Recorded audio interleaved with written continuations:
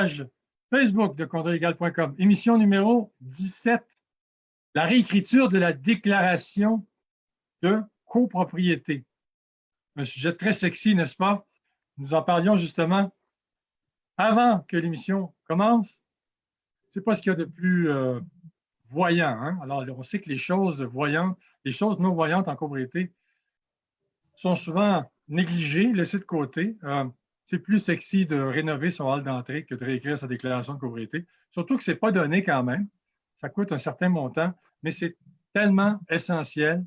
La base d'une copropriété, c'est fondement même, la déclaration de copropriété en fait partie. Alors, mes deux invités pour en parler aujourd'hui, Maître Yves Jolicoeur, avocat émérite en droit de la copropriété.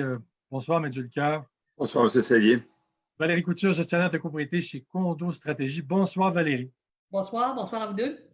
Alors, avant de commencer, évidemment, comme c'est devenu une habitude, je vous rappelle que sur condolégal.com, vous pouvez aller dans l'onglet Syndicats. Alors, je vais ici, la fiche pratique était déjà prête. Vous allez sur donc, la page d'accueil de condolégal.com dans la section Syndicats, fiche pratique, et vous tombez sur la déclaration de copropriété et quelques sous-fiches s'offrent à vous. La mise à jour de la déclaration de copropriété. Alors, vous pouvez également aller lire une chronique de François Taillefer, huissier de justice, à propos de la réécriture de la déclaration de copropriété. Donc, la déclaration de copropriété est un contrat d'adhésion qui s'impose à tous les copropriétaires. Elle est généralement publiée par le promoteur après la construction de son immeuble. Cela dit, le contenu d'une déclaration de copropriété n'est pas immuable. C'est là qu'on arrive dans le vif du sujet. Donc, ce contenu pourrait devoir faire l'objet d'une révision, notamment pour l'adapter aux différents changements législatifs et réglementaires. Alors, l'un des moments clés où la déclaration de copropriété a dû être amendée, si je peux m'exprimer ainsi, c'est lors de l'entrée en vigueur du Code civil du Québec le 1er janvier 1994. On parle de la réforme du Code civil du Québec, entrée en vigueur le 1er janvier 1994. Le second événement a eu lieu en 2002 lorsque l'article 1069 du Code civil du Québec a été modifié. Cette modification fait en sorte que l'acheteur d'une fraction doit, le cas échéant, et dans certaines circonstances, payer les charges communes dues par le copropriétaire vendeur. Bien que plusieurs syndicats de copropriétaires créés avant ces dates ont procédé aux changements requis, d'autres, sans même le savoir parfois, continuent d'administrer leur immeuble avec une déclaration de copropriété dont certaines dispositions sont devenues caduques, obsolètes, capoutes. Employer une expression bien connue.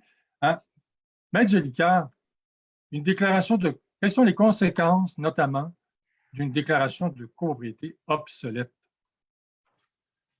Bien, je vous dirais, M. Sellier, bonsoir dans un premier temps. Je vous dirais, M. Sellier, qu'il y a deux problématiques. C'est dans un premier temps, c'est pour les membres du conseil d'administration, c'est l'outil de base également pour le gestionnaire en termes de règles de droit, de règles de fonctionnement d'une copropriété. Alors, lorsqu'on a une déclaration de copropriété qui comporte des énoncés de droit qui ne sont plus en vigueur, notamment en matière d'assurance, c'était le gros changement en 1994, on risque comme administrateur de commettre des erreurs puisqu'on se fie sur un document qui est devenu en grande partie obsolète. La déclaration de copropriété, elle est toujours valide en droit parce que vous savez, M. Sellier, elle est constitutive, c'est ce qui permet de constituer, de créer la copropriété, mais son contenu est en partie dysfonctionnel.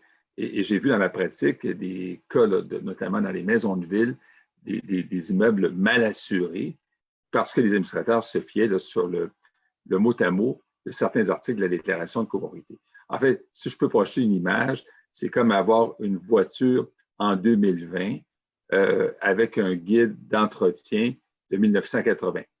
Ça se peut qu'on parle de bougies d'allumage alors que c'est un système électronique que vous avez sur le capot. Donc, évidemment, à ce moment-là, la conséquence, c'est la problématique d'erreur de mise en œuvre d'une déclaration de copropriété. soit par le conseil d'administration, par le gestionnaire. Et aussi, c'est peut-être aussi la réticence d'acheteurs qui, eux autres, sont de plus en plus éduqués. Il faut savoir que les acheteurs en matière de copropriété ont accès notamment en condo légal à différentes littératures. Bien, ils vont se dire, est-ce que j'achète au bon endroit? J'ai une déclaration de copropriété obsolète. Si la déclaration de copropriété est obsolète, est-ce que l'entretien du bâtiment l'est également? En fait, c'est la porte d'entrée d'une copropriété pour un acheteur. Ça commence mal. L'aventure commence mal pour un nouvel acquéreur. Alors, pour reprendre votre analogie de la voiture, c'est comme passer de l'essence au plomb à l'essence sans plomb parfois. Un peu, oui. M. Licard, je m'adresse toujours à vous. Il y a un autre événement qui a changé la donne concernant les mises à jour à faire dans une déclaration de copropriété, l'adoption des projets de loi 141 sur l'assurance en copropriété et du projet de loi 16 qui a passablement réformé le cadre législatif qui régit la copropriété divise au Québec. Ces changements législatifs comportent une kyrielle de nouvelles mesures. En voici quelques exemples. Peux-tu en parler un peu, M. Licard? Je vous donne des exemples d'articles de loi qui sont maintenant, qui font partie de 141 ou de 16. Et vous me dites jusqu'à quel point c'est important d'en tenir compte dans une déclaration et comment on doit procéder au changement. Donc, parlons par exemple de l'article 1068.2 du Code civil du Québec, celui qui promet d'acheter une fraction peut demander au syndicat qu'il lui fournisse les documents ou renseignements concernant l'immeuble et le syndicat qui sont de nature à lui permettre de donner un consentement éclairé. Le syndicat est tenu, sous réserve des dispositions relatives à la protection de la vie privée, de les fournir avec diligence au promettant acheteur aux frais de celui-ci. Alors, si c'est dans la loi, pourquoi il faut que ce soit dans la déclaration de copropriété, M. Licard? Évidemment, pour un administrateur de copropriété, c'est plus simple, c'est plus facile de prendre une déclaration de copropriété qui est un document qui est remis à tous les acheteurs que de s'acheter le Code civil. D'autant plus qu'on a eu quand même, depuis 2018, vous l'avez d'ailleurs signalé, M. Sellier, plusieurs modifications législatives. Si vous me permettez, je vais vous les décliner rapidement. On a eu à l'époque du Parti libéral, le ministre Laitao, qui a déposé à l'Assemblée nationale le projet de loi 141. C'est un projet de loi qui était omnibus, qui traitait de plusieurs sujets, dont notamment l'assurance en copropriété. Ce projet de loi omnibus est venu modifier le Code civil à l'égard des dispositions qui traitent de l'assurance. Donc, 2018, on l'avait relaté avant 1069, mais donc 2018, la première modification, on rappelle un peu l'historique législatif. Les libéraux s'en vont en élection, perdent le pouvoir, la CAQ est élue, gouvernement majoritaire, et la ministre Laforêt décide, c'était un engagement de pas mal tous les partis politiques, même les libéraux, la CAQ, ainsi de suite, de déposer un projet de loi qui vient modifier les autres dispositions du droit à la propriété qui sont enchâssées dans le Code civil du Québec. Bon. Alors, et la particularité aussi de ceci, c'est que Québec introduit dans le Code civil des dispositions législatives nouvelles dont l'entrée en vigueur est tributaire d'adoption de règlements qui vont venir, dans le fond, préciser la portée de certaines dispositions législatives. Alors, donc, vous avez 141, vous avez le projet de loi 16, vous avez un règlement, projet de règlement qui vient préciser certaines obligations en matière d'assurance. D'ailleurs, juste en termes historiques, on est tombé dans le COVID cette année. Qui ne sait pas qu'on est rentré dans le COVID? On est rentré dans le COVID là, comme un train qui nous frappe sur le côté. Et malgré tout, la machine législative à Québec a continué à être active.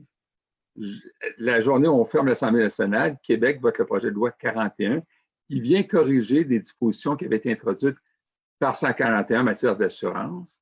On a eu, toujours durant le COVID, le règlement sur les assurances qui est venu préciser certaines obligations. Écoutez, c'est déjà compliqué pour nous, comme avocats spécialisés en copropriété divise, de suivre ce menu législatif. Je vous dirais, rien de mieux pour un administrateur d'avoir une réécriture de copropriété qui consolide, dans le fond, toutes ces mesures législatives dans un seul document cohérent. Parce que, imaginez-vous, là, c'est de vous faire un cours de droit sans trop savoir sur telle ou telle disposition est-elle en vigueur, c'est quoi sa portée. C'est réellement de ce temps-ci, pour nous, là, qui sommes des avocats spécialisés en copropriété, c'est une gymnastique d'esprit. J'ai reçu cet après-midi du ministère des Finances une précision que tel article, finalement, va rentrer en vigueur en 2022. Ouais. Les mesures transitoires, c'est pas clair. Les textes de loi n'ont pas été. D'ailleurs, c'est pour ça que le projet de loi 41 a voulu corriger les dispositions du projet de loi 141, parce qu'avec tout respect, c'était d'une rédaction qui n'était pas tout à fait adéquate. C'est ultra compliqué. Vous dites, M. Cellier, c'est ultra compliqué. Ouais. Alors, finalement, de faire une réécriture de déclaration de copropriété, c'est un document qu'on remet à l'ensemble des copropriétaires, aux acheteurs, qui leur permettent de bien saisir la règle de droit, puis au-delà de bien saisir, de la mettre en œuvre dans leur copropriété en fonction des spécificités. Parce qu'une déclaration de copropriété, je veux juste quand même vous le rappeler, c'est quand même, on réplique les dispositions du Code civil, mais on les taille également en fonction des besoins propres au bâtiment. Donc, c'est un amalgame de droit, une déclaration de copropriété, un amalgame d'une trame factuelle qui est spécifique à chaque bâtiment. Juste quand même rappeler à l'auditoire, c'est pas vrai que les déclarations de copropriété sont tous pareilles. Certes, elles se ressemblent, mais une bonne déclaration de copropriété, c'est adapté aux spécificités du bâtiment. Alors, Valérie, des commentaires nous parviennent de Facebook. Une personne demande combien ça coûte réécrire une déclaration de copropriété. Une autre nous demande qui est habilité à l'écrire et je vais me permettre de répondre à la place de M. Julliard qui me corrigera si je me trompe. C'est un acte réservé exclusivement au notaire, la réécriture de la déclaration de copropriété. Est-ce que je me trompe, M. Julliard? En partie, oui, et en partie, non. Donc, OK. Donc, ce n'est pas strictement réservé au notaire, mais c'est un notaire qui écrit habituellement la déclaration de copropriété.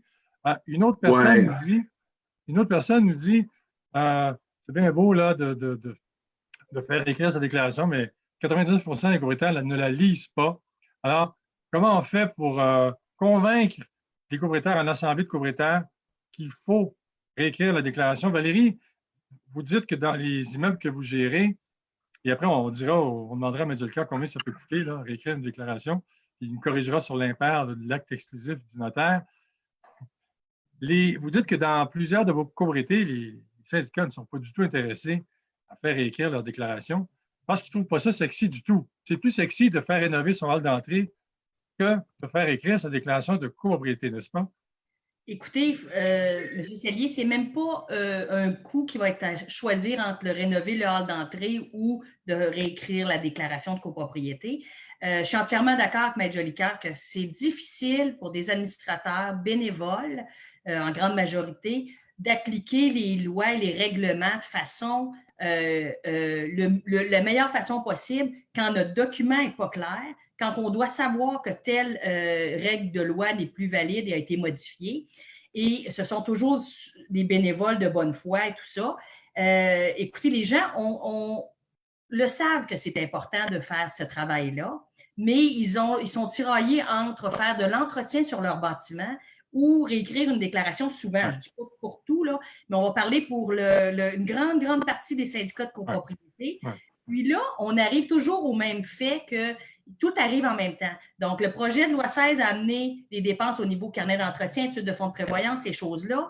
Là, on arrive, les lois changent tellement vite que les syndicats qui n'ont jamais bien maintenu les règlements qu'ils ont modifiés, c'est un casse-tête terrible. Donc, ça prend des gens qualifiés. Et Maître Jolicoeur va le dire tantôt, le prix, mais c'est plusieurs milliers de dollars. Et encore là, il faut s'assurer de choisir la bonne personne ou la bonne équipe qui va faire ce travail-là. Parce que les déclarations de copropriété pour les gestionnaires comme Condo Stratégiste, comme tous les autres gestionnaires, souvent, on doit se débrouiller parce qu'il y a des économies qui doivent être faites pour faire autre chose. On se donne de la misère, nos administrateurs se donnent de la misère. Et des fois, il y en a quelques-uns qui vont la lire, la déclaration, mais ils ne sont pas spécialistes en savoir qu'est-ce qui est bon, qu'est-ce qui n'est pas bon. C'est sûr que quand on parle d'une déclaration qui est avant 1994, on est loin de juste une mise à jour, là. On est vraiment gros travail à faire. Mais c'est les règlements, tout ça, c'est ce qui fait que la clarté de ça va permettre d'éviter des batailles qu'on va appeler major care pour régler.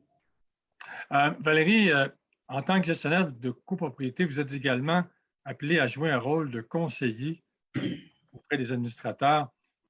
Je reprends ce que vous venez de dire à propos des travaux. Tout arrive en même temps. On sait que plusieurs copropriétés divisées au Québec souffrent d'un déficit d'entretien. C'est malheureux, mais c'est ça.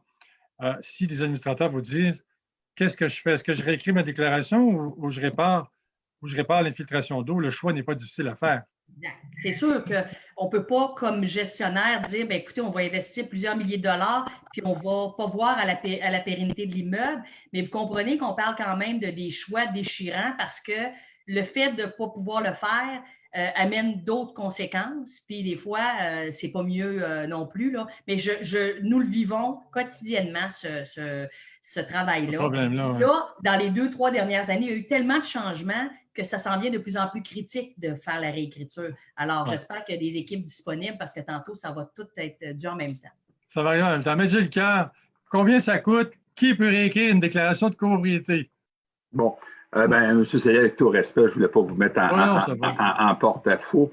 Si vous me permettez, rappeler un peu la structure d'une déclaration de copropriété. Une déclaration de copropriété comporte 3 sections. Vous avez la première partie qui est l'acte constitutif de copropriété, qui comporte notamment les pouvoirs et devoirs des organes décisionnels, conseil d'administration, assemblée générale des copropriétaires, qui rappelle également un tableau qui détermine les valeurs relatives des copropriétaires. Donc, vous avez quand même une structure assez lourde de ce qui est l'acte constitutif et qui, lorsqu'il est modifié, nécessite que ça soit reçu par notaire. C'est un acte notarié de modifier cette section-là.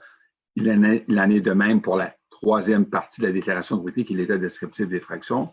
Alors que si vous modifiez le règlement d'immeuble, on n'a qu'à le produire au registre, donc il n'y a pas forcément obligation que ce soit reçu devant le notaire. Bon, maintenant, dans la vraie vie, parce que là, ça, c'est une réponse d'avocat plate, là, mais dans la vraie vie, on ne commence pas à diviser lorsqu'on fait une réécriture de déclaration de copropriété, puis là, vous avez, à fond, raison. La finalité de votre propos était juste, mais pas en droit, mais sur le caractère pratico-pratique. Dans la finalité, c'est un exercice qui est essentiellement un exercice d'avocat ou de notaire spécialisé en copropriété, ce qui doit être fait. Bon, l'acte doit être reçu devant un notaire, mais la loi n'oblige pas que ça soit préparé par un notaire. Ça peut être reçu par un avocat, mais en quelque part, il faut se rappeler que peu de professionnels du droit sont des spécialistes en copropriété divise. Donc, assurez-vous, si vous faites faire une réécriture de déclaration de copropriété, que ce ne soit pas quelqu'un qui va apprendre quelque chose avec vous en droit, une expérience bucolique, juridique, pour que, dans le fond, on ne remanie pas une déclaration qui en fonction des réalités. Puis, tu sais, d'autres choses ici, il faut se le dire, l'expertise en droit de la côté, ça s'acquiert avec les années, avec parfois des conflits. Nous, on retient de certains conflits, certaines choses, notamment, si la déclaration de côté avait dit telle chose, bien, on serait mieux outillé. Tu sais, notamment, toutes les clauses pénales qu'on a dans les déclarations de copropriété qui sanctionnent les copropriétaires pour le non-respect, bien, des fois, là, ça ramène à l'ordre des gens parce qu'il y a une sanction qui est immédiate, qui peut s'exécuter par l'entremise de la Cour du Québec, la division des petites créances. Une déclaration de copropriété, c'est également un outil pour dissuader, dans le fond, le n'importe quoi d'une copropriété. Il faut que ça fasse peur. Il faut que ça amène les gens à dire, si je ne respecte pas le règlement d'immeuble, il y a des conséquences au non-respect. Je vais vous donner un exemple. Bien, les clauses pénales. Dites-vous une chose, vous allez voir votre beau-frère dans la municipalité de X, Y, Z, puis vous savez qu'il n'y a pas de police. Là. Je ferais bien attention à ces coins de rue, parce que ça se peut que les gens ne font pas leur arrêt, parce qu'il n'y a pas de conséquences au non-respect de la réglementation municipale. Pourtant, on peut se tuer pour faire un arrêt. Alors, vous allez me dire, on ne se tue pas à ne pas respecter une déclaration de copropriété, mais on affecte durement notre investissement quand ça devient n'importe quoi une copropriété. D'où l'importance d'avoir... Excusez-moi, M. Leclerc, vous n'avez pas terminé? Bien, je vous dirais d'où l'importance d'avoir un document qui est qualité et qui est performant. Ouais. OK. Valérie Couture, vous en faites réécrire des déclarations pas sur ordre, mais sur demande d'administrateur. Ça coûte combien, grosso modo? 8 000, 10 000 12 000 combien ça coûte? Bien, écoutez, ça va dépendre, mais on parle d'un minimum entre 5 000 et 10 000 Et je suis très d'accord avec Maître Jolicoeur parce que on le voit, des déclarations de copropriété qui ne sont pas très vieilles, qui ont peut-être une dizaine d'années, qui ont été écrites par différentes équipes de notaires ou quoi que ce soit. Et justement, elles ne sont pas toujours très bien adaptées. Puis malgré qu'elles ne soient pas si vieilles, sont désuètes déjà parce qu'il manque des règlements importants, il manque des sanctions importantes, il manque plein de choses. Et je suis d'accord qu'il faut le donner à quelqu'un qui est très spécialisé parce que sinon, on ne va pas s'aider, puis on va prendre notre argent et on ne va pas l'investir dans notre déclaration, on va la dépenser. Ça, c'est une première chose. Et dans un deuxième temps, quand on fait, il y a aussi la complication de faire écrire une déclaration. Ça nécessite pas juste de mandater quelqu'un. Après ça, il y a des choses à passer en assemblée, etc., distribution de tous ces documents-là, etc. Donc, ça amène aussi une lourdeur au processus et qu'on soit un 6 unités ou un 300 unités, la déclaration ne coûtera pas, il n'y aura pas grande différence dans la réécriture, si je ne m'abuse, Maître Jolicoeur. Si on veut, non, Valérie, vous avez tout à fait raison. Il n'y aura pas forcément c'est pas en fonction du nombre de lots qu'on établit un honoraire professionnel, c'est essentiellement en fonction du temps alloué. Et des fois, les gens disent, oui, mais c'est cher pour une photocopie, là. Prenez ça dans votre boîte, vous avez un fichier Word. Bien, celui qui fait ça, il ne fait pas sa job en termes de juriste, parce que la déclaration de copropriété, elle doit être adaptée au bâtiment qui est en cause. J'ai déjà vu des déclarations de copropriété qui parlaient de l'entretien des ascenseurs, alors qu'il n'y avait aucun ascenseur dans l'immeuble. C'est donc dire que le notaire qui avait fait la déclaration de copropriété n'était jamais venu à l'immeuble pour voir que sa déclaration était, dans le fond, conséquente à la nature du bâtiment. Si je suis en maison de ville, puis vous me parlez d'ascenseur, il y a un problème. Ça, c'est sûr que le travail notarial n'a pas été fait. Ouais. C'est certain. Donc, puis l'autre chose aussi, puis ça, on n'en parle pas assez souvent, une déclaration de copropriété, ça peut être également un outil de gestion, notamment en matière de ce qu'on appelle des clés de répartition de charges. Souvent, on a des parties communes à usage restreint. Et là, se pose la question, mais nous, comme syndicat, est-ce qu'on peut revendiquer du copropriétaire qui en a l'usage telle ou telle charge? J'ai une terrasse, quelqu'un qui est une terrasse, partie commune usage restreint, quelqu'un met des pots de fleurs, les pots de fleurs, il pleut, ça déborde, ça bloque le drain, et là, ça bloque le drain, puis ça crée des dommages. Qui paye quoi là-dedans? La déclaration peut prévoir des clauses spécifiques en termes de conséquences pénales, des amendes, des outils qui vont éviter à l'administrateur de demander à quelqu'un d'enlever son pot de terre sur la terrasse qui va performer de la membrane. Je ne sais pas si vous comprenez. Et qui va éviter aux administrateurs de devoir se promener à tout moment dans l'immeuble pour chercher le non-respect de la déclaration de côté. Donc, ça prend une déclaration qui soit solide, robuste, puis adaptée à la spécificité du bâtiment. Alors, une question d'une auditrice, est-ce qu'on peut mettre une clause pénale dans une déclaration? La réponse est oui, n'est-ce pas? On peut mettre une clause pénale. Mais là, M. Jolicoeur, la clause pénale a déménagé, a changé d'adresse. Elle n'est plus dans le règlement de l'immeuble, elle est dans l'acte constitutif. Oui, elle a déménagé 2 fois. Hein. Il y avait une controverse, tout dépendant du professionnel avec qui vous étiez en train de parler, à savoir si la clause pénale devait être mise dans l'acte constitutif, qui est la première partie de la déclaration de copropriété, ou dans le règlement d'immeuble. Il y avait même eu un cas de jurisprudence où la Cour avait reconnu une clause pénale dans un règlement d'immeuble. Suite aux travaux des parlementaires à Québec, l'Assemblée nationale, le Parlement a considéré que c'est une clause qui était quand même lourde de conséquences et qu'elle devait être dorénavant enchâssée dans l'acte constitutif, tout en reconnaissant le fait que s'il y en avait déjà eu inscrite dans le règlement d'immeuble, automatiquement, par l'effet de la loi nouvelle, elle se transposait dans l'acte constitutif. Alors, mais je ne sais pas si vous voulez dire, M. Cellier, tout le volet technique complexe de faire une réécriture des déclarations de côté. Si vous ne connaissez pas cette réalité-là, si vous ne connaissez pas les lois, si vous ne connaissez pas également la réalité de terrain, Puis nous, souvent, on fait des réécritures de déclaration de copropriété, on travaille avec le conseil d'administration ou le gestionnaire. Parce que qui connaît l'immeuble, qui connaît les besoins? C'est moi, un gestionnaire qui me dit, écoutez, Major Leclerc, on a une problématique ABC, le stationnement. Là, ça stationne n'importe comment. Quel genre d'outils pourriez-vous nous donner pour qu'on règle ce problème-là? On vous aime bien, vous les avocats, mais quand on ne vous voit pas trop souvent, hein, ça nous fait de la peine, évidemment, quand on se fait dire ça, mais donnez-nous donc un outil en gestion pour envoyer des amendes aux copropriétaires. On va le poursuivre, nous autres, à la Cour des petites créances, le copropriétaire. Il va comprendre. Il va comprendre à ce moment-là. Donc, vous comprenez, cet outil de gestion, quelque part, même si elle vous coûte des sous en amont, oui, c'est de l'investissement, ça dépend de ce qu'on ne veut pas faire, et ainsi de suite, mais vous allez peut-être en sauver pas mal d'argent parce que vous allez peut-être être capable d'articuler, de faire respecter votre déclaration de copropriété sans aller voir un avocat, parce que vous aurez de quoi sanctionner. Valérie, sur le terrain, pour donner suite à ce que Major Leclerc vient de dire, là, on sait que faire respecter le règlement de l'immeuble, faire respecter la déclaration de propriété à large, c'est pas toujours évident, parce que dès qu'on commence à dire aux copropriétaires, vous n'avez pas le droit de faire ceci, vous n'avez pas le droit de faire cela, ben là, on vient d'exciter des susceptibilités. Hein?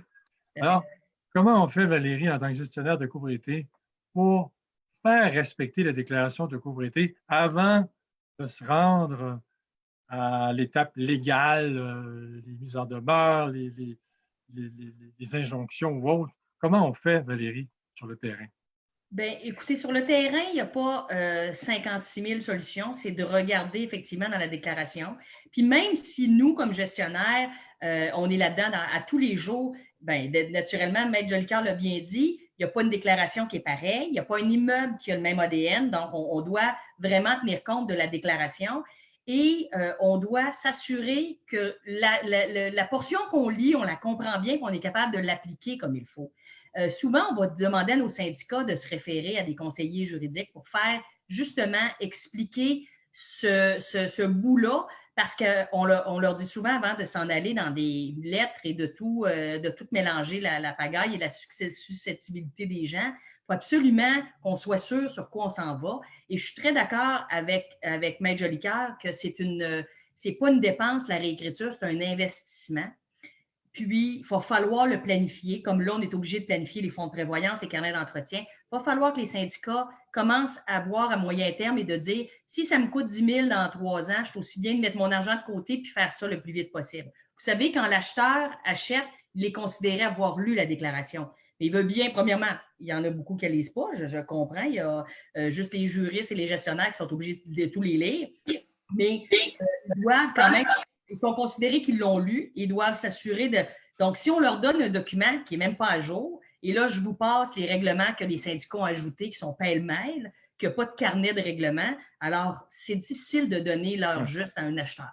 Oui, alors justement, on parlait d'un carnet de bienvenue. Plusieurs années, on s'est penché là-dessus, les carnets de bienvenue qui résument le règlement de l'immeuble.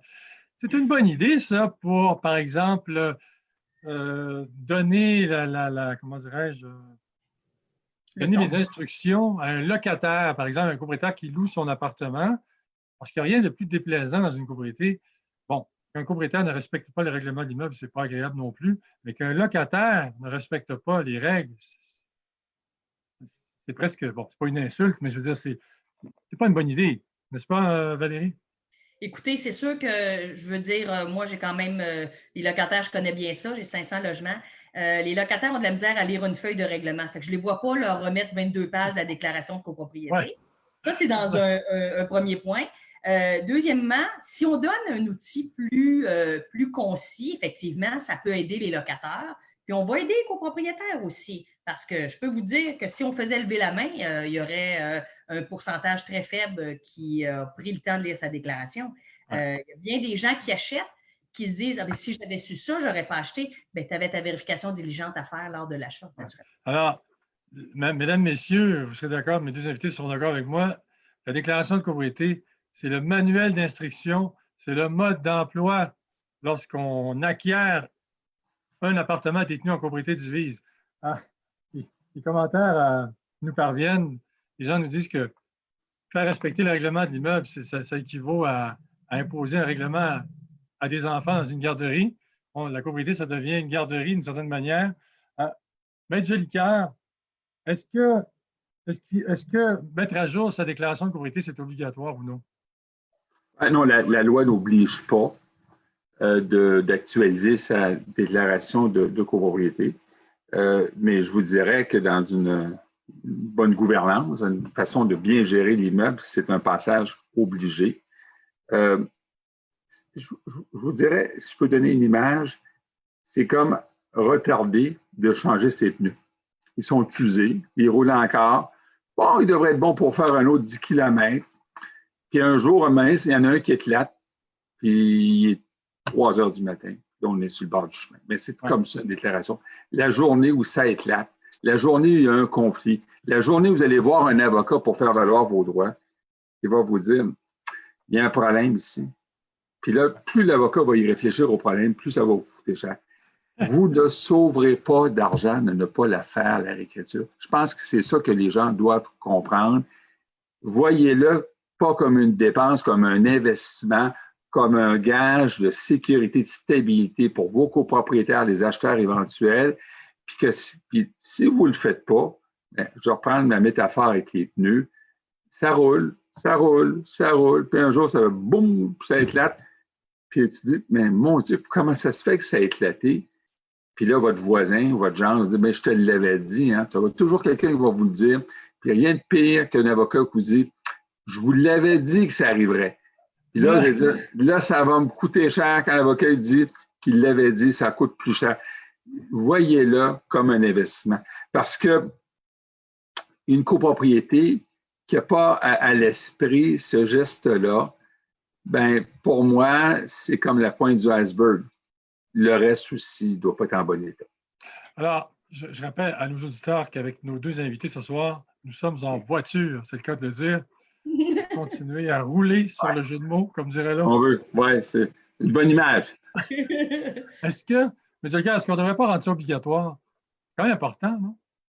Ben, écoutez, on a au Québec à peu près 25 000 syndicats de copropriétaires au Québec. Là, hein. Puis on s'entend que la copropriété, ce n'est pas des immeubles de 100 unités. On a surtout de la petite copropriété.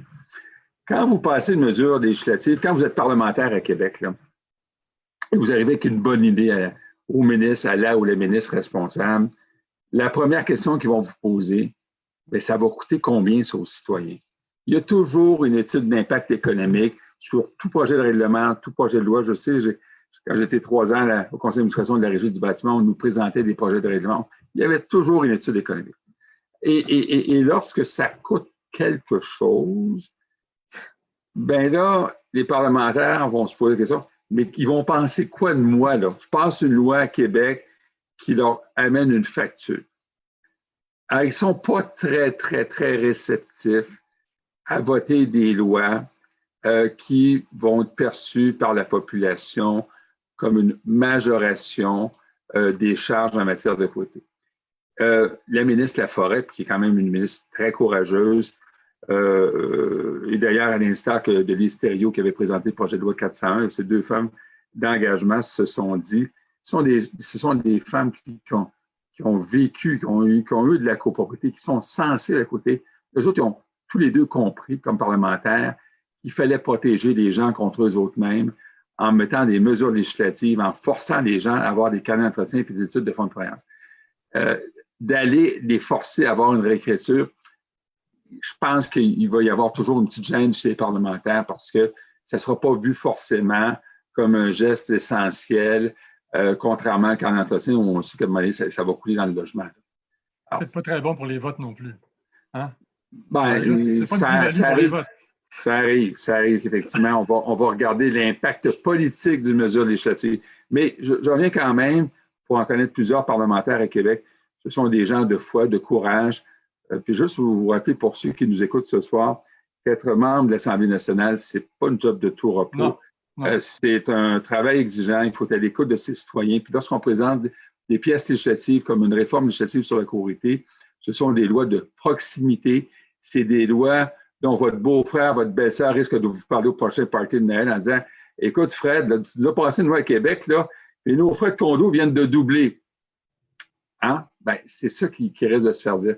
Alors que je veux quand même rappeler à l'auditoire ce soir que toutes les mesures législatives qui ont été présentées par la ministre Laforêt n'ont eu aucun impact économique sur l'accroissement des charges communes. Je veux que tout le monde l'entende bien ce soir. Ce sont des mesures législatives qui sont en devenir, qui ne sont pas encore en vigueur. Et lorsque les gens disent « Ouais, mais c'est une loi qui a augmenté les frais de condo », sauf qu'on prépare la population à faire des carnets d'entretien, faire des études de fonds de croyance, faire connaître le vrai bilan financier, économique, technique à bâtiment, dans quel état est leur bâtiment. Ouais. Et là, des fois, ils vont se savoir, il y en a qui ont peut-être trouvé ça pas drôle, mais ce n'est pas de la faute de la loi.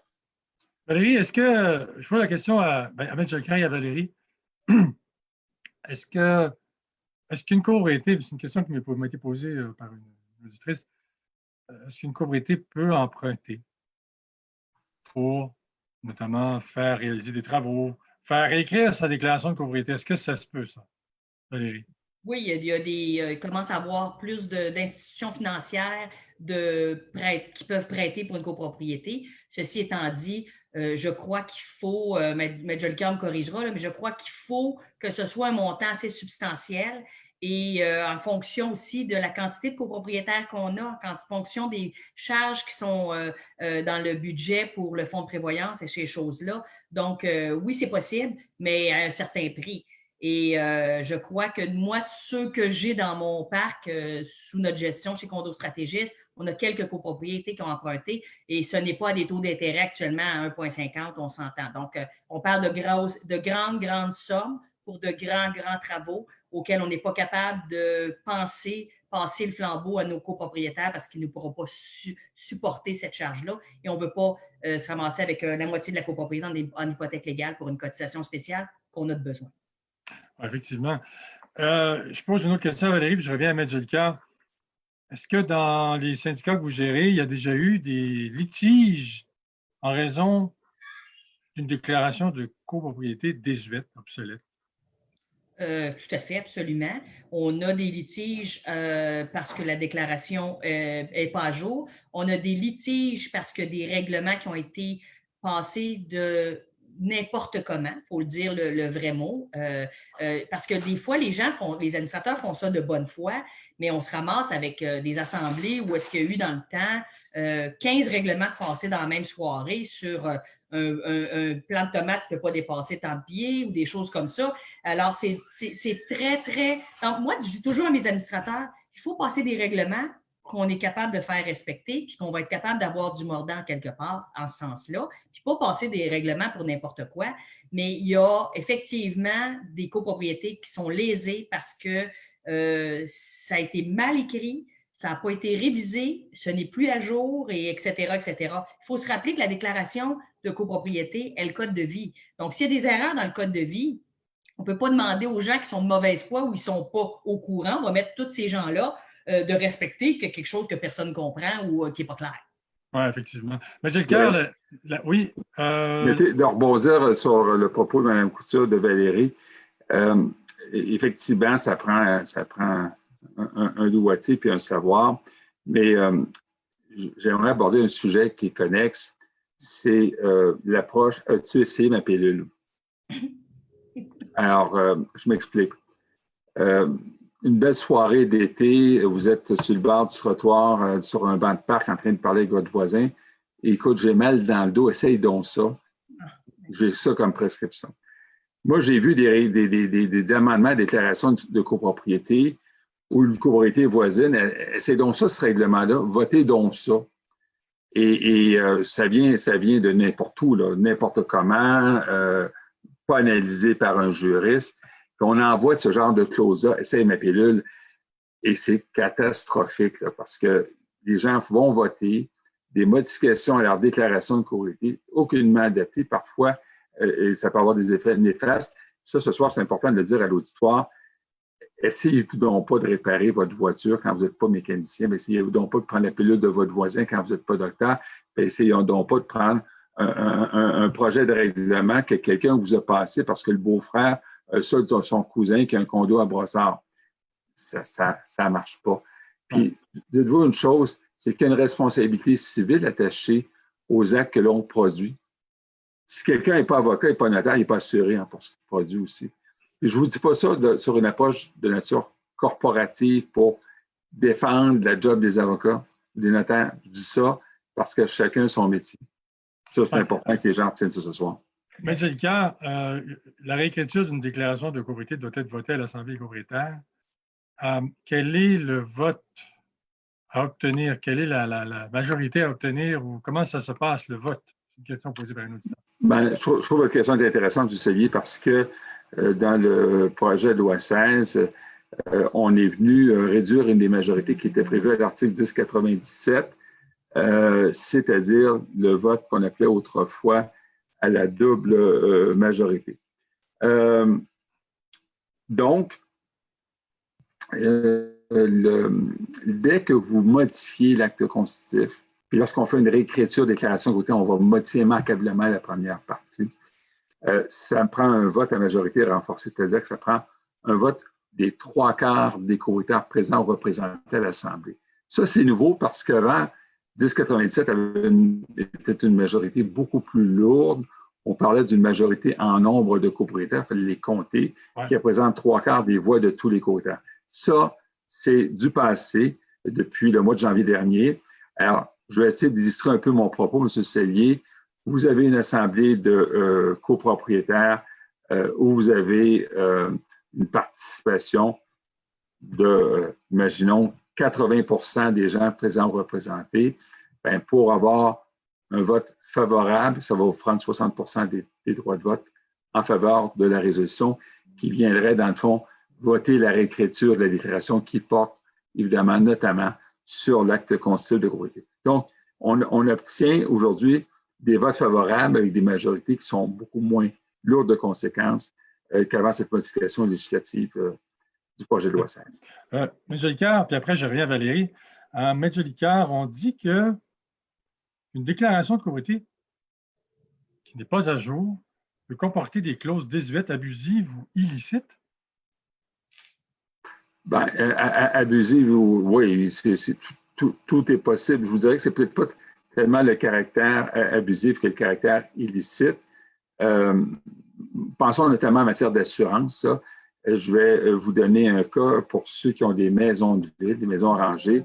On avait autrefois des déclarations de copropriété dans les maisons de ville, des maisons rangées là, qui sont composées d'une toiture, des fenêtres qui sont privatives. Parce que juste quand même que les gens qui nous écoutent ce soir, c'est pas toujours vrai hein, que les toitures et l'enveloppe sont des parties communes dans les côtés des maisons de ville privées. On avait des... Vous voyez que on a perdu le son. On perd le son. Là, on vous entend, mais des fois, ça coupe. Est-ce que vous êtes toujours là? Ben, toujours oui. là, moi. C'est bon. Vous êtes toujours là en personne et en voix, c'est bon. Monsieur Sellier, rassurez-moi, si je ne suis pas là, dites-moi là, je voudrais savoir de ce pas. Comptez sur moi. Bon. Alors, je reviens à l'exemple. Si on a eu un petit problème avec Télécino. Donc, ce que je disais, c'est que dans des cas de copropriété dite horizontale de maisons de ville, il y a encore des gens là, en 2020 qui assurent par eux-mêmes leur maison, alors que le régime de droit se veut un régime d'assurance collective où c'est le syndicat qui assure même les parties privatives en maison rangée. Bien, une des conséquences que ça pourrait avoir, ce régime de droit ancien, c'est que Maurice, votre voisin, a oublié de s'assurer, la maison passe au feu, puis là, vous avez un trou dans vos maisons rangées.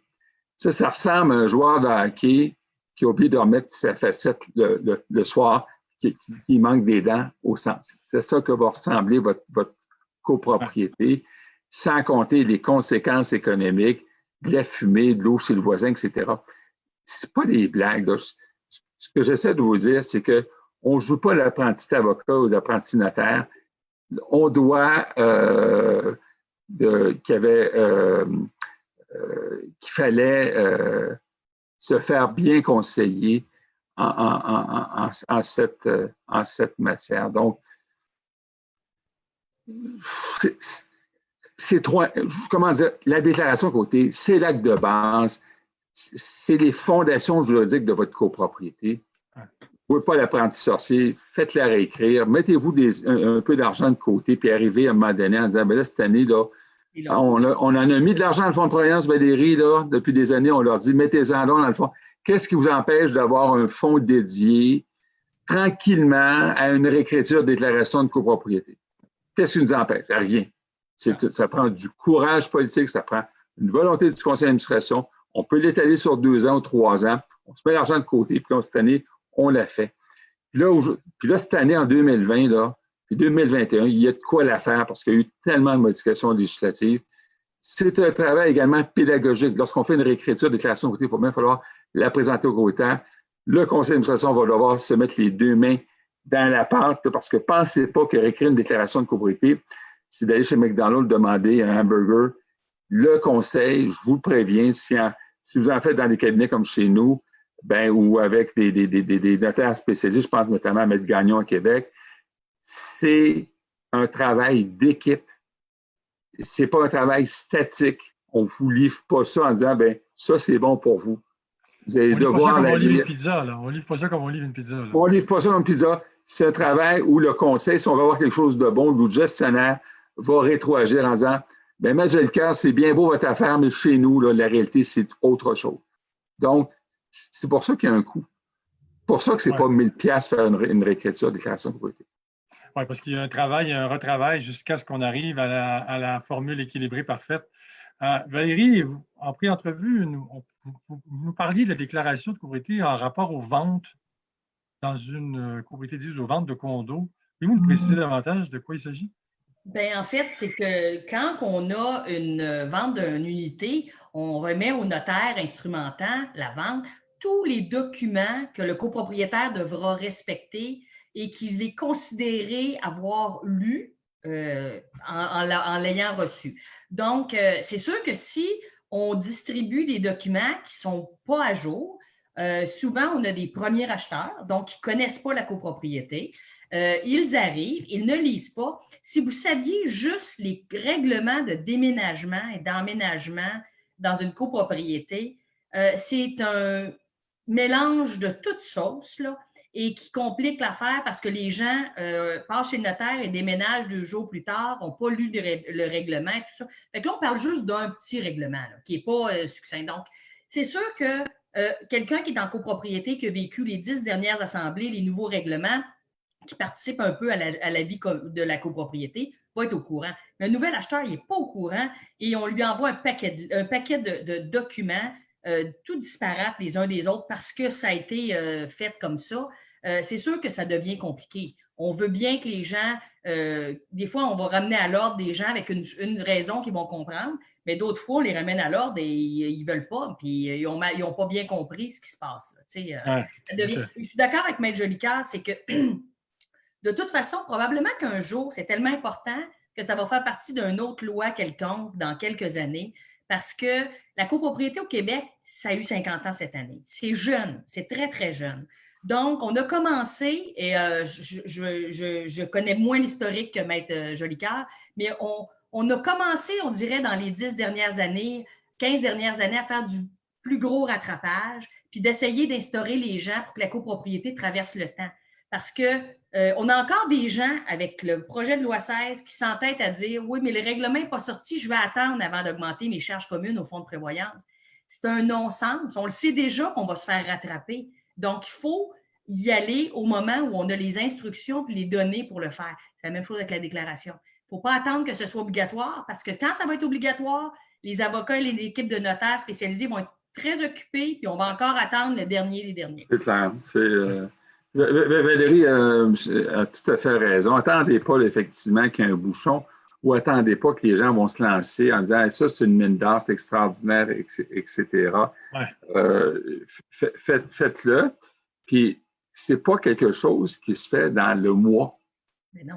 Il y a des semaines qui se passent, des échanges de documents. on soumet des projets, on a une rétroaction du conseil d'administration, à un moment donné, on arrive. Après ça, il va falloir la présenter, cette réécriture-là, à l'Assemblée des copropriétaires. Et d'ailleurs, c'est une approche qu'il faut réfléchir. Comment on va communiquer à nos copropriétaires le fruit de ce travail-là? On s'entend qu'une brique de papier, là, il n'y a rien de moins sexy qu'une brique de papier. Hein? Déjà, là, ça peut donner des nausées. Il faut on a des gravoles avec la réécriture. La question se pose. Mais sérieusement, il y a un travail pédagogique. Il y a un travail que le conseil d'administration doit faire auprès de leurs copropriétaires sur la nécessité, le pourquoi, qu'est-ce qui change, attirer leur attention sur des passages particuliers en disant, ben les 100 pages de besoin de direction, nous, on va vous dire qu'est-ce que vous devriez lire, qu'est-ce qui devrait vous intéresser, puis pourquoi le conseil d'administration préconise telle approche? Parce que c'est quand même chez eux. Puis il faut qu'ils comprennent le pourquoi, parce qu'à partir du moment où on est en mesure d'inculquer un degré de savoir chez nos copropriétaires, on instaure le bien-vivre en copropriété. On en a parlé, vous savez, M. Sellier, dans un colloque qu'on avait fait à Paris il y a quelques années, dans l'Hôtel de Ville de Paris, ce bien-vivre la copropriété, qui est une notion universelle et qui fait en sorte que l'on connaît une copropriété que j'appellerais la copropriété du parfait bonheur sur la rue Le Paradis versus la copropriété je vis en affaires au quotidien. Et j'entends encore aujourd'hui combien de gens m'appellent là, quotidiennement pour me dire « Maître, ça va mal chez nous, ça va pas bien. » Je vous dis, là, j'en ai là à tous les jours qui me disent « Ça va pas bien, je n'ai pas les moyens de faire valoir mes droits. » Mais ça repose sur quoi? Sur une incompréhension de ce que c'est vivre dans une collectivité, sur une incompréhension de ce que c'est une déclaration de copropriété. Ceux qui vivent l'enfer en copropriété habitent sur la rue Belzébuth, je me rappelle bien. Exactement. Mais j'ai deux questions pour vous posées par deux auditeurs. La première, un auditeur aimerait que vous confirmiez que la loi a toujours préséance sur la déclaration de copropriété. Est-ce que c'est le cas? Essentiellement, c'est le cas. Il y a quelques dispositions qui peuvent parfois être plus exhaustives, plus exigeantes dans les déclarations de copropriété. Ce serait difficile ce soir de vous comment. Mais retenons que la loi, c'est le strict minimum. OK. Ça peut être des fois plus élevé. Okay. Je tiens à m'excuser auprès des auditeurs. Il y a des questions qui passent. J'essaie de les relayer à mes invités. Parfois, j'en échappe parce qu'il y a un nombre limite de questions, mais ça ne vous empêche pas d'en poser. Posez-en, mais dès que vous en posez une, celle du dessous disparaît. À un moment donné, j'en perds. Mais bon, j'essaie de répondre à tout le monde. Une auditrice, Medjolkar, nous demande, pour faire changer l'état descriptif des fractions, c'est autre chose que l'acte constitutif. Elle demande quel est l'article de loi. Comment démêler tout ça rapidement, Medjolkar? Dans un premier temps, encore faut-il qu'on sache c'est quoi l'état descriptif, c'est quoi l'acte constitutif. L'état descriptif, c'est une des sections la plus ennuyeuse d'une déclaration de copropriété parce que c'est essentiellement technique. On relate les lots qui sont privatifs, qui sont communs. On relate les servitudes, les droits réels qui affectent la copropriété. Alors, je vous dirais que généralement, lorsqu'on fait une réécriture de déclaration de copropriété, ce n'est pas une section qu'on va retoucher. On va essentiellement retoucher le règlement d'immeuble et l'acte constitutif, et rarement l'état descriptif des fractions. Il y a une auditrice qui nous dit, Valérie, que mettez-en que c'est l'enfer où je vis, d'autant plus que je suis une locataire, donc je n'ai rien à dire. Mon opinion vaut 0. C'est le cas, hein? Malheureusement, Valérie? Absolument. Le locataire a une entente avec le locataire qui est copropriétaire. Comme conseil d'administration, comme gestionnaire, l'information va se rendre pour la gestion de la copropriété au niveau du copropriétaire. Par contre, l'information de respect, de règlement, tout ça, doit se rendre aux locataires quand même. Nous, on le fait parvenir à tous les locataires pour les informer et s'assurer qu'ils respectent bien. Puis, je dirais à madame qu'elle a le droit de faire valoir, par exemple, s'il y a une situation qui n'est pas respectée par un autre voisin, de le faire valoir à son copropriétaire et ou s'il y a une compagnie de gestion, parce que nous, on les traite quand même, les demandes des locataires, autant que ce soit un copropriétaire ou un locataire, pour être sûr que le bon vivre en copropriété est le plus respecté possible. Oui. L'auditrice de qui je parlais parle de l'article 1098. Medjelka, est-ce que ça a un rapport avec un changement?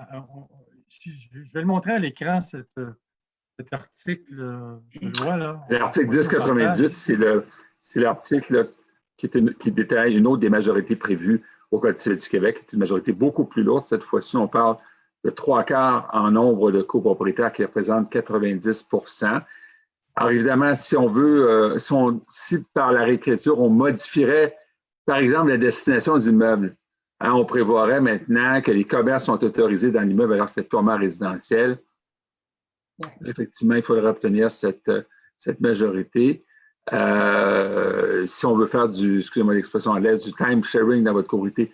Mais je vous dirais que c'est très rare qu'on ait à mettre en œuvre 1098 dans une réécriture des déclarations de copropriété, la majorité de 1097 étant généralement suffisante pour procéder à une réécriture.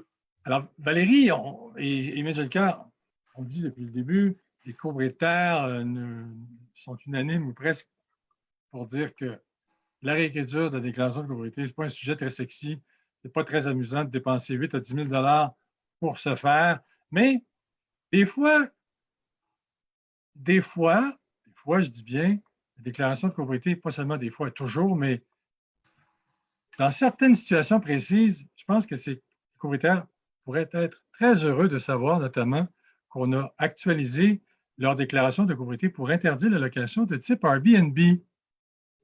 Est-ce que c'est vrai ce que je dis? Dans le sens que, bon, la déclaration de copropriété a toute son utilité, a démontré toute sa pertinence, c'est le mode d'emploi qui indique la façon de fonctionner dans un immeuble.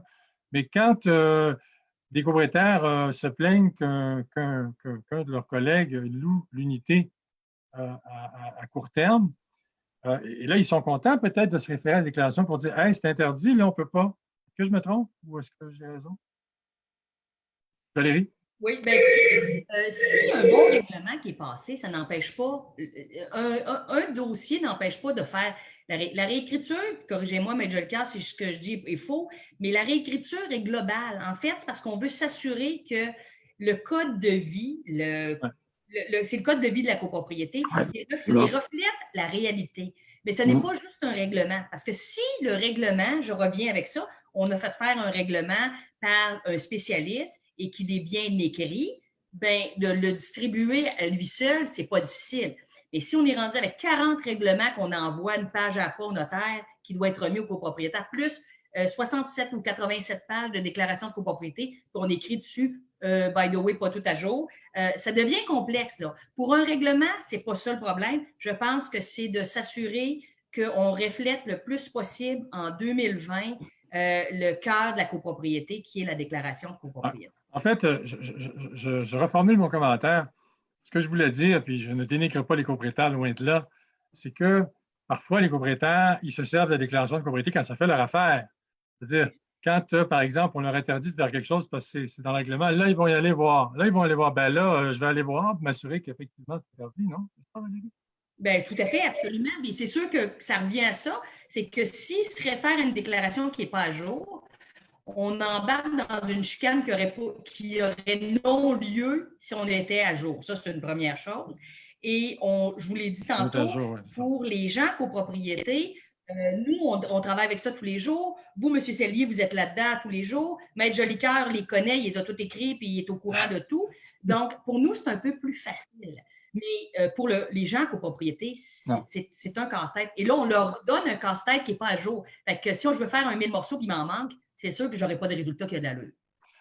Maître Jolicoeur et Valérie, dernière question, je vous la pose individuellement, en 30 secondes chacun.